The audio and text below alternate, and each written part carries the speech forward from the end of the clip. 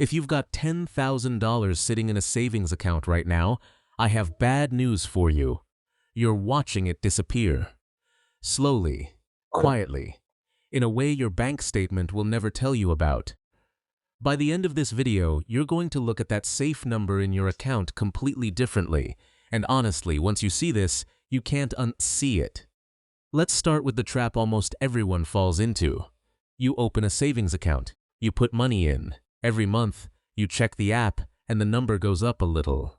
It feels good. It feels responsible. It feels like you're winning at money. But here's the uncomfortable truth nobody explains to you at the bank.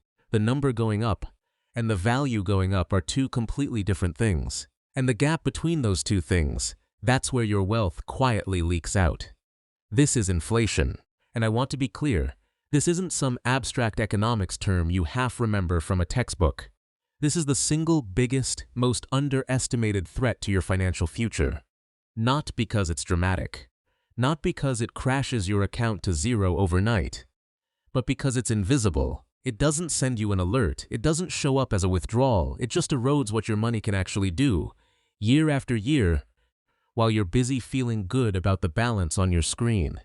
Let's make this real with actual numbers, because vague warnings don't change behavior. Numbers do. Say you saved $10,000 back in the year 2000, and you did the responsible thing. You left it in a regular savings account, earning close to nothing after fees and taxes for 25 years. Today, in 2025, that same $10,000 does not buy what $10,000 used to buy. Historically, at an average inflation rate of around 3% a year, your purchasing power gets cut roughly in half every 23 to 24 years. Read that again. Cut in half. Not because you spent it, not because the bank made a mistake, not because of some financial crisis you could point to. It just lost half its power while you weren't looking, because that's what happens to money that sits still while prices keep climbing around it. In the year 2000, $10,000 could put you behind the wheel of a decent used car. Today, that same $10,000 barely covers half of one, same number on paper. Completely different reality in your hands. And here's the part that really gets people uncomfortable. This isn't a rare, unlucky, worst-case scenario. This is simply what happens, by default, to every single dollar you leave sitting idle. Your bank isn't exactly lying to you. But it's definitely not volunteering the full truth either. When they advertise a savings account paying 0.5% interest, that's technically accurate. What they conveniently leave out of the pitch is that inflation is quietly running at 3% or more in a typical year. So while your account balance creeps up 0.5%, the cost of everything you'd actually spend that money on is climbing 3 times faster. That gap, 0.5% coming in, 3% going out in lost value, that's your money losing a race every single year. You are not building wealth in that account. You are losing it in slow motion, while your bank statement makes it look like you're doing everything exactly right.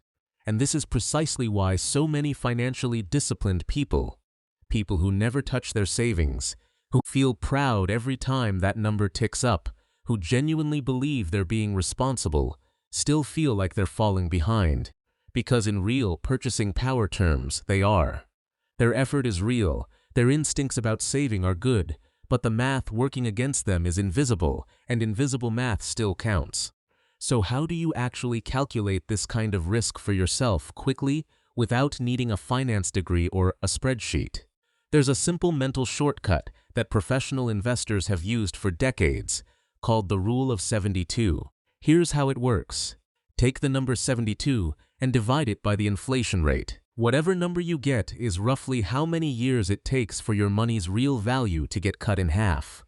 At 3% average inflation, that's 72 divided by 3, which gives you 24 years. At 6%, which isn't some rare extreme, we saw inflation near or above that not that long ago, that's just 12 years. 12 years. That's not a distant someday, retirement timeline kind of loss. That's a you'll feel it before your kid finishes middle school kind of loss. That's fast, and most people have no idea they're on that clock. Now, at this point, a lot of finance videos would just tell you to invest in the stock market and call it a day. But I don't want to give you a slogan. I want you to actually understand why that advice works, because understanding it is what makes you stick with it when things get uncertain. The reason investing tends to beat simply saving isn't just that it earns more in some vague sense. It's that, historically, it earns more than inflation, not just more than zero. That distinction is everything. A savings account earning 0.5% isn't really growing your wealth at all when inflation is running at 3%. It's just slowing down the loss. But an investment that historically returns around 7% after adjusting for inflation, that's actual, real growth. That's the only kind of growth that compounds into genuine financial freedom over time. Picture two lines on a graph. One is your money sitting in a savings account. It inches up barely, while the cost of living rises faster underneath it. So in real terms, it's actually sinking.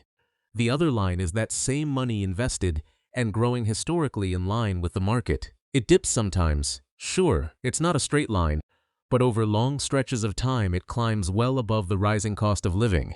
Same starting amount, wildly different outcome 20 or 30 years down the road. This is why people who keep large amounts of cash just to be safe are often taking on a hidden risk they don't even realize exists. They think they're avoiding risk. In reality, they've just swapped a visible risk, market ups and downs, for an invisible one, the guaranteed, slow erosion of what their money can buy. Now, I want to be really clear about something, because I don't want you walking away from this video and doing something reckless. I am not telling you to abandon savings altogether.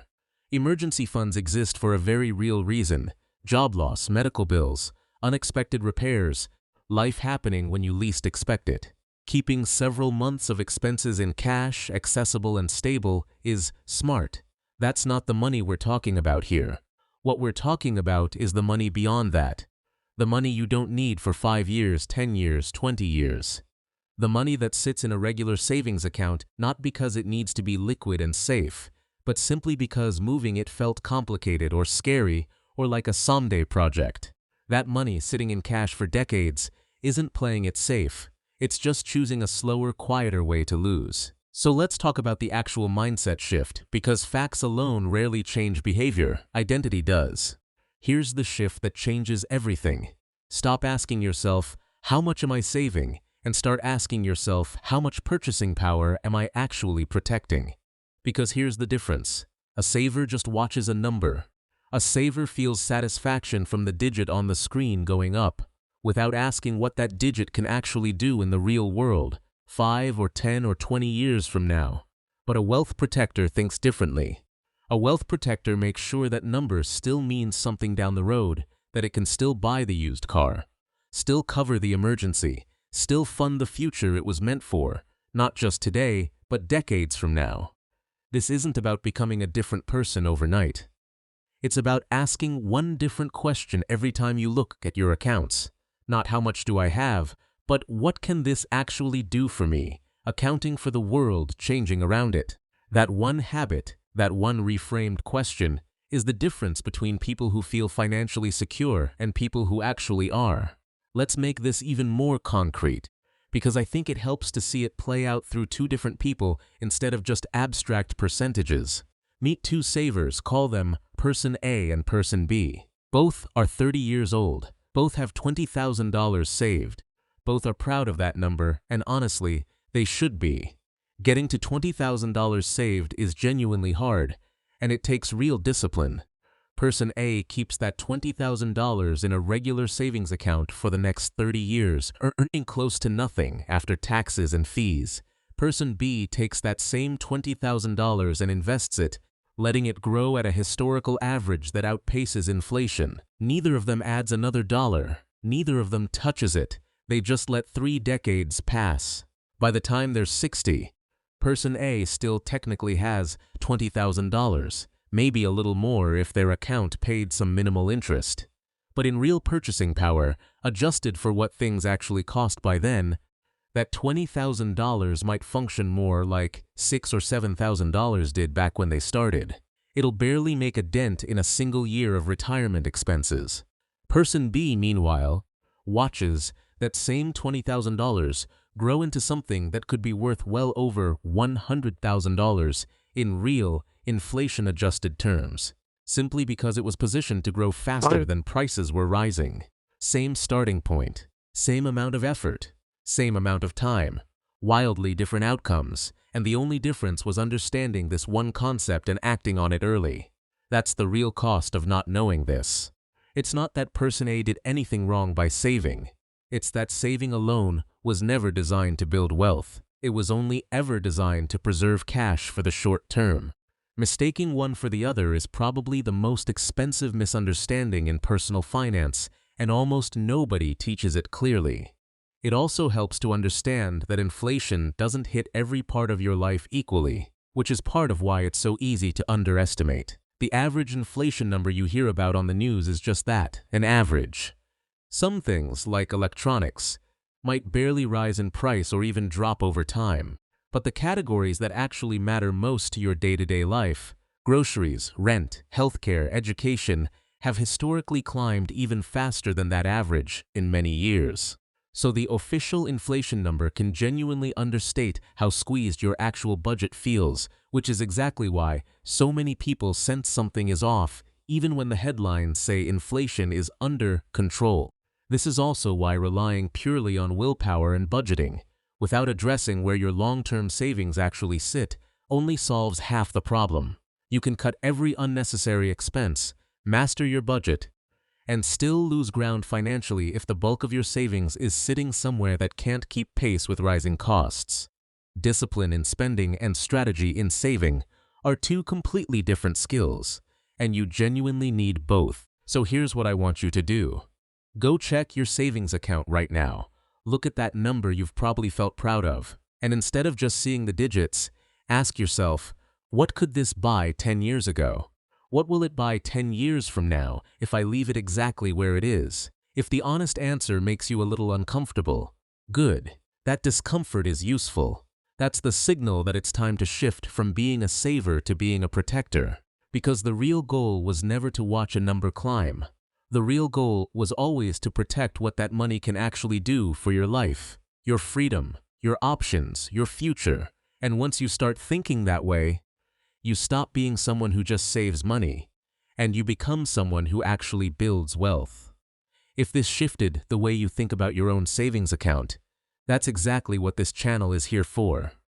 And if you're wondering what to actually do next, which accounts, which strategies, which specific steps beat inflation instead of quietly losing to it, that's exactly what we're breaking down next. Subscribe, and I'll walk you through it step by step. So you're not just protecting your money in theory, but actually doing it in practice.